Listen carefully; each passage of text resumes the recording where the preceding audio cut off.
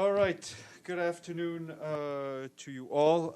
Today, the Director General of the UN office in Vienna, Ghada Waly, said that the United Nations family in Vienna joins their host city and country in mourning in the wake of last night's terrorist attack, which killed several people and injured many others. She added that her office utterly rejects hate and terror and that it stands in solidarity with the people and government of Austria. Ms. Waly ordered the flags of the Vienna International Centre, which hosts the United Nations in Vienna, to be lowered as they grieve with Austria during this period of national mourning. Also today, the High Representative for the UN Alliance of Civilization, Miguel Angel Moratinos, expressed his dismay and shock at the attacks and stressed that such attacks of terror are intolerable and utterly unjustifiable whenever, wherever, and by whomever they may be committed. You will have also seen in a statement we issued last night, the Secretary General himself strongly condemned the attacks and reaffirmed solidarity with the UN and with the people and government of Austria, and also extended his deep condolences to the families of the victims and wished those injured a speedy recovery. Yesterday afternoon, we also issued a statement on Afghanistan in which we strongly condemned the horrific attack at Kabul University. The Secretary General said this appalling attack, the second in 10 days on an educational facility in Kabul, is also an assault on human rights to education. The Secretary General reiterated that those responsible must be held to account. He added that the UN stands by the people and government of Afghanistan in support of their long-held aspiration for peace. On South Sudan, some sad news to report. Yesterday, Fahan told you about an aid worker who was killed, and today our humanitarian colleagues, another aid worker was killed. The humanitarian coordinator for the UN, Alain Nudehu, condemned the killing, stressing he is appalled by repeated acts of violence against humanitarians. He called on the perpetrators to be identified and brought to account. Mr. Nudehu said the South Sudanese aid workers are enduring difficult conditions to deliver life-saving assistance to their fellow citizens and that they should be protected. 2 humanitarian workers killed in the past week were South Sudanese. They were delivering critical nutrition services to vulnerable people affected by conflict and flooding.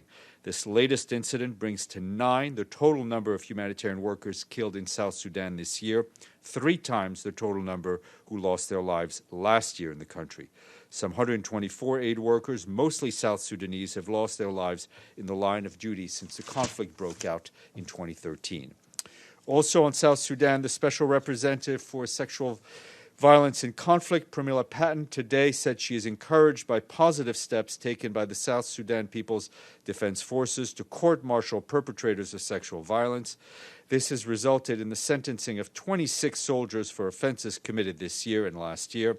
Ms. Patten also welcomed the recent convictions in several civilian courts for rape and gang rape. She said these verdicts not only send a message to perpetrators about the consequences of their actions, but also reaffirm the government's commitment to a zero-tolerance policy for conflicts-related violence. Ms. Patten also commended the brave survivors who come forward to testify and seek justice and acknowledged the critical role civil society has played in advocating and supporting them. And turning to Central America, where Hurricane Eta is about to make landfall over Nicaragua near the border with Honduras. Our UN teams on the ground in Nicaragua, Honduras, El Salvador, and Guatemala are actively monitoring developments and are in contact with national authorities and regional partners. Together with the authorities in Honduras and Nicaragua, the UN emergency technical teams are working to identify available resources to support the response upon the request by the 2 governments. The World Food Programme has also essential food supplies ready to be delivered to Honduras and Nicaragua through its logistics hub in Panama. And there are also 70,000 people in areas along Eta's track in northern Nicaragua who are exposed to hurricane winds. More than 483,000 estimated people in Honduras are also exposed to the hurricane's impact, according to the Pacific Disaster Center. The projected path will take it over parts of Guatemala, El Salvador, and Belize, potentially bringing heavy rains. Quick update on what our country teams are doing to help address the COVID-19 pandemic. Today, I want to update you about our operations in India, where cases have surpassed 8 million with more than 123 deaths, according to UN figures. The UN team, led by the resident coordinator, Renata Desalian, is supporting authorities to save lives and livelihoods and to protect rights. The UN Population Fund has helped more than 1 million vulnerable people receive health and social protection. It distributed sanitary kits to 20,000 households headed by women and has provided training on sexual and reproductive health, as well as how to prevent and address violence against women. The UN Children's Fund, for its part, is working with women's groups, village councils, and government departments to ensure social protection for marginalized groups in 2 Indian states. And the UN Development Program has reached 420,000 people with social protection schemes to restore livelihoods for women, micro-entrepreneurs, farmers, and artisans, as well as youth. Through the Secretary General's Recover Better Fund, the World Food Program and its partners are also providing food to more than 20,000 vulnerable households, including transgender, female, and male sex workers, as well as migrants and disabled people, as well as those who are chronically ill. And I was asked before the briefing about announcements made by the Emir of Qatar today, and I can tell you the Secretary General is encouraged by the important announcement made by the Emir of the State of Qatar that the country will hold elections for the Advisory Council next October. We understand that preparations are underway and that the government of Qatar will take all necessary measures to allow for inclusive and participatory elections. Okay, that's it for my bit. It's up to you now to do yours. Any questions? Yes. Does the Secretary General have a statement today regarding the U.S. elections? No. But he always makes statements about other elections around the world. He doesn't make statements about every election around the world. Well, he made a statement last week about the Ivory Coast and the potential violence. The elections are ongoing, and we have nothing to say as of today. You don't wish us luck or something like that? Carla, excuse me, go ahead. What do you think about the fact, talking about election, that 94% of the people voted in favor of Ouattara, when you know that 53% of them only went to vote, others did not? What do you think? Look, I think what's important now is that there is calm in Côte d'Ivoire. We've seen the reports of violence during and after the elections. It's important that the president and the main opposition leaders engage in meaningful and inclusive dialogue to chart a way forward towards consensus and national cohesion in Côte d'Ivoire. All right, we'll go to the screen. Unfortunately, I don't have my phone with me, so if anyone on screen has a question, just open up your mic. Yes, Evelyn.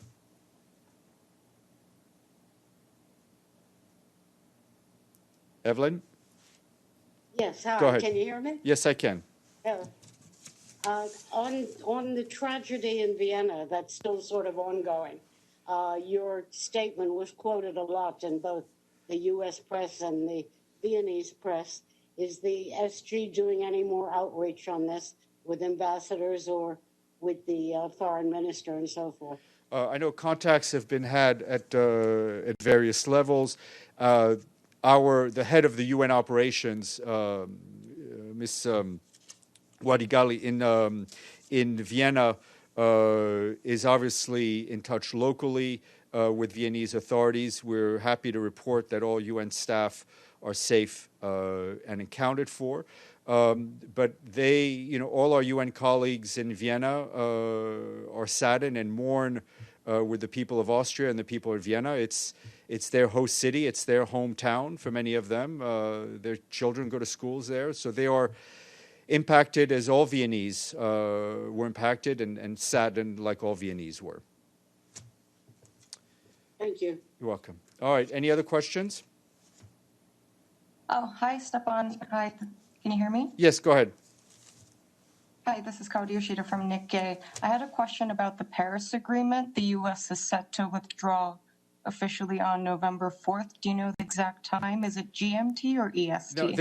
No, there's no, I looked at the Paris Agreement and there's no exact time listed, so it'll be November 4th. Wherever you are, I would assume. But there is no there's no minute or time specified. Okay, thank you. Edie? Thank you, Steph. Going back to Côte d'Ivoire, is the Secretary General planning to try in any way to avert any kind of ongoing clashes, dissension, disunity among the parties there now that the president has declared himself the winner? I mean, we have, if I'm not mistaken, our envoy for Western Africa, Mr. Chambas, is there, along with representatives of the African Union and ECOWAS. We will be there to support the people of Côte d'Ivoire and encourage the government and the opposition groups to engage in a meaningful dialogue. I think all of us want to avert any violence of any kind.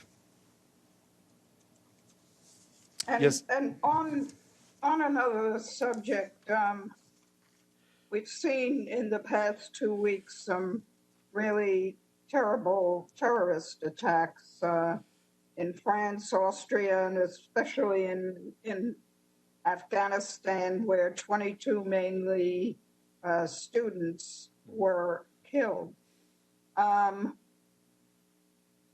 Does the Secretary General have any new ideas of what can be done to try to end this or curb this terrible spate of killings and attacks? Well, I think the Secretary General and his envoy have spoken a lot about the scourge of terrorism. There's the issue of, first of all, condemning without any doubt all of these acts, to make sure that those who are responsible for these acts be brought to justice. But there also needs to be, in addition, there also needs to be a wider dialogue to address the situations in these countries, whether it's about social cohesion, whether it's addressing human rights issues. These are complex situations for which there is no one-line answer, and I think there's a lot of hard work to be done. Carla. I was going to ask, I don't know whether you would know anything about this, but you should, I guess. I had been told that if Kenya won the vote to be on the Security Council, that former Ambassador Macharia would be here as an advisor, and I was just wondering whether you know anything about that. No, I do not. Okay. Any other questions? All right. Yes, Toby, and then we'll leave you with Brendan. Hi, Stéphane. Thank you very much. I was going to ask the same question as Edie, actually, about the rise in terrorist attacks globally. But since you answered that, I will ask, do you have any more context on what this election means for Qatar, both regionally and globally? Listen, the announcement was made was made today. Obviously, any move to give people a voice in how they govern themselves is to be encouraged. But we have the UN itself has no involvement in any way in organizing, supporting the elections to the Advisory Council. Okay, Mr. Varma, it's all yours.